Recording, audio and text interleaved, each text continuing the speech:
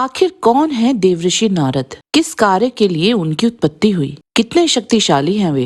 जैसा कि प्राय दिखाया जाता है कि नारद मुनि केवल झगड़े करवाने और उकसाने का कार्य ही करते थे। क्या सच में वे ऐसे ही थे? उनके बारे में एक एक तथ्य जानने के लिए इस वीडियो को अंत तक अवश्य देखिए। ओम गणपति चैनल में आपका स्वागत है। अगर आपको हमारे वीडियो पसंद आते हैं तो कृपया चैनल को सब्सक्राइब और वीडियो को लाइक अवश्य करें। इससे हमें और भी अच्छा कार्य करने की प्रेरणा मिलती है। विभिन्न पुराणों में नारद जी के 7 से अधिक प्रमुख जन्मों का वर्णन है और उनके ये सभी जन्म एक ही मनवंतर में नहीं हुए हैं। पुराणों में जो स्थान नारद जी का है उतना लोकप्रिय और कोई चरित्र नहीं है। गर्ग संहिता के मथुरा खंड अध्याय 21 के अनुसार पूर्व काल में प्रजापति ब्रह्मा जी श्रीहरि के नाभि कमल से प्रकट हो प्राकृत जगत की सृष्टि करने लगे। एक समय सृष्टिकर्ता ब्रह्मा जी की गोद से सुंदर पुत्र नारद जी का जन्म हुआ। वे श्री हरि की भक्ति में उन्मत्त होकर भूमंडल भ्रमण करते हुए उनके नाम पदों का कीर्तन करने लगे। एक दिन ब्रह्मा जी ने नारद जी से कहा, महामते, ये व्यर्थ घूमना छोड़ो और प्रजा की सृष्टि करो। उनकी ये बात सुनकर नारद जी ने कहा, पिताजी, मैं सृष्टि नहीं करूंगा क्योंकि ये शोक मोह पैदा करने वाली है। मैं तो श्री हरि के नामों का कीर्तन और उनकी भक्ति करूंगा। आप भी इस सृष्टि व्यापार में लगकर दुख से अत्यंत आतुर रहते हैं, अतः आप भी सृष्टि रचना छोड़ दीजिए।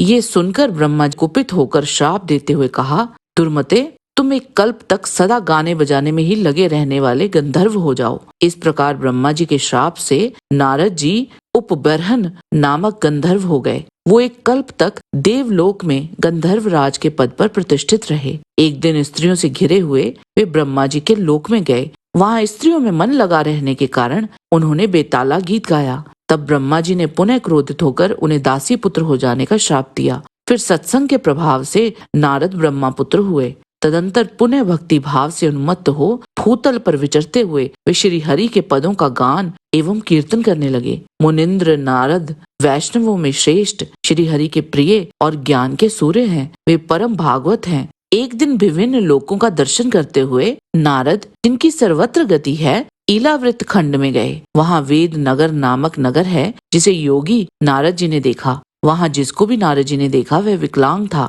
वहाँ की स्त्रियों और पुरुषों को अंग भंग दिखा। उन सबको देखकर मुनि ने कहा, अहो, ये क्या बात है? आप सब लोगों के मुंह कमल के समान हैं और शरीर दिव्य हैं। आप लोग देवता हैं या उपदेवता अथवा कोई ऋषि श्रेष्ठ? आप अंग भंग कैसे हो गए? उनके इस प्रकार पूछने पर वे सभी दीनचित होकर बोले, महर्षि, हम लोग राग हैं। ऋण्य गर्भ ब्रह्मा जी के एक पुत्र पैदा हुआ है जिसका नाम नारद है।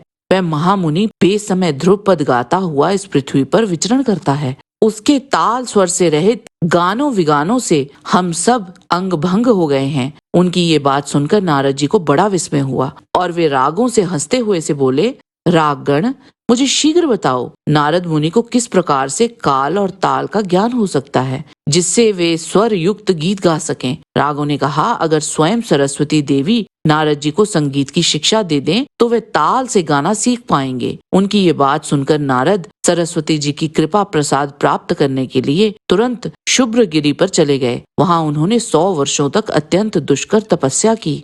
नारद जी की तपस्या से वह पर्वत शुभ्र नाम छोड़कर नारद गिरी के नाम से प्रख्यात हो गया। नारद जी की तपस्या से प्रसन्न होकर श्री सरस्वती वहाँ आई। तब वहाँ नारद जी ने उनसे मांगा कि मुझे स्वर ताल का ज्ञान दीजिए, जिससे मैं अविनाशी एवं सर्वोत्कृष्ट रास मंडल में सर्वोपरि और अद्वितीय संगीतज्ञ हो जाऊं।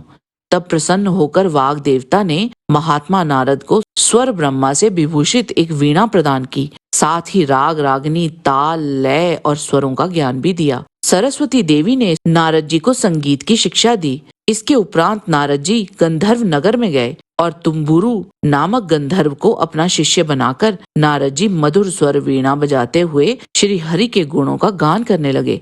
नारद जी तुम्बुरु के साथ करोड़ों ब्रह्मांड समूहों को लांघकर प्रकृति से परे गोलोक धाम में जा पहुंचे। वहां उन दोनों ने श्री कृष्ण के दर्शन किए। वहां श्री कृष्ण के सामने नारद जी ने वीणा वादन की अद्वितीय कला को प्रस्तुत किया। श्री कृष्ण उस वीणा की प्रशंसनीय स्वर लहर की सराहना करते हुए जल रूप हो गए। उस समय उनके शरीर से जो जल प्रकट हुआ उसे ब्रह्म द्रव्य के नाम से लोग जानते हैं।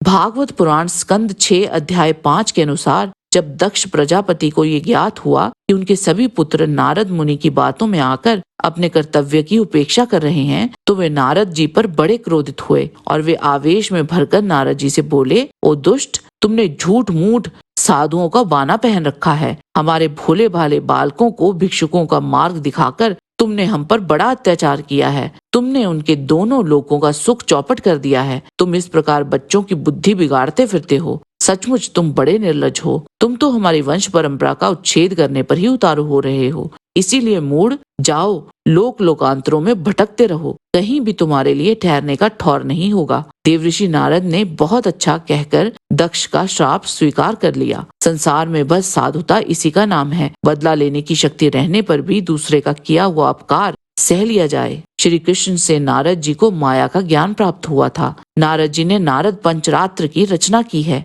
वे भक्ति के आचार्य हैं। इनके 84 भक्ति सूत्र भक्तों के लिए कल्पतारू हैं। यूं तो नारद जी ने कई महान कार्य किए हैं जिनकी सूची बना पाना असंभव सा है। उन्हीं में से उनके कुछ प्रमुख कार्य इस प्रकार हैं। वह नारद जी ही थे जिन्होंने वाल्मीकि जी को रामायण की रचना करने के लिए प्रोत्साहित किया था। वेद व्यास जी को महाभारत रचने की प्रेरणा भी नारद जी ने ही दी थी।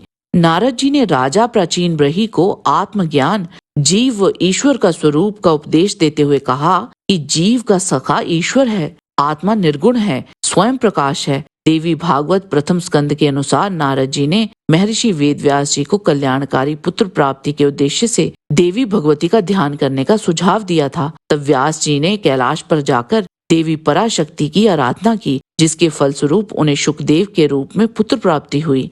वे नारद जी ही थे जिन्होंने कंस को ये कहकर सचेत कर दिया था कि दैत्यों के कारण पृथ्वी का भार बढ़ गया है, इसीलिए देवताओं की ओर से अब उनके वध की तैयारी की जा रही है। देवऋषि नारद की ये बात सुनकर कंस को ये निश्चय हो गया था कि देवकी के गर्भ से भगवान विष्णु ही मुझे मारने के लिए पैदा होने वाले हैं। इसीलिए उसने देवकी और वसुदेव जी को हथकड़ी बेड़ी से जकड़कर कारागार में डाल दिया था। कंब रामायण के युद्ध कांड के अनुसार एक समय रावण ने नारद जी से ओम का अर्थ बताने के लिए कहा, और जब नारद जी ने उसका अनुरोध स्वीकार नहीं किया तो रावण ने नारद जी को धमकाते हुए कहा कि अगर तुमने ऐसा नहीं किया तो मैं तुम्हारी जीभा को ही काट डालूंगा। उस समय नारद जी ने रावण को श्राप देते हुए कहा था कि एक दिन तुम्हारे ये 10 सिर ही कट जाएंगे। वो नारद जी ही थे जिन्होंने द्वारका में जाकर कि बाणासुर ने श्री कृष्ण के पोते अनिरुद्ध को बंदी बना लिया है। महर्षि विश्वामित्र ऋषि कण्व के साथ देवऋषि नारद जी ने ही सांप को एक मूसल को जन्म देने का श्राप दिया था, जो आगे चलकर यदुवंश के विनाश का कारण बना।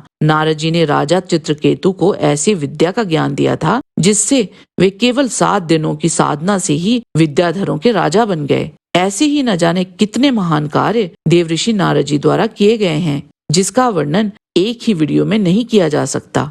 जय श्री कृष्ण। आज के वीडियो में बस इतना ही। आशा करते हैं कि आपको हमारा यह आज का वीडियो पसंद आया होगा। कृपया इसे लाइक और शेयर अवश्य करें। किसी भी प्रकार की त्रुटि के लिए आप सबसे क्षमा याचना करते हुए आपसे निवेदन है कि प्रेम पूर्वक परमपिता परमात्मा को मन में धारण करें और बोलें, वैदिक सनातन धर्म की सदा ही जय।